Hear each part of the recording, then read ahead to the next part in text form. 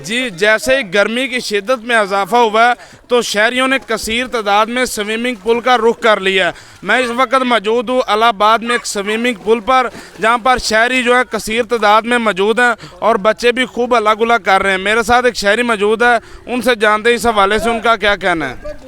जी, जैसे ही गर्मी की शिद्दत में इजाफा हुआ है तो गर्मी की शिद्दत के इजाफे को कम करने के लिए हमने स्विमिंग पूल का रुख किया और यहाँ पर आकर खूब हल्ला गुल्ला कर रहे हैं। जो बिजली या लोड शेडिंग है वो ज़्यादा होती है, जिसकी वजह से दुकान और घरों में बैठना मुश्किल है। इस बहाने चलो स्विमिंग पूल पर आ जाते हैं और गर्मी की शिद्दत भी कम हो जाती है और हल्ला गुल्ला भी हो जाता है।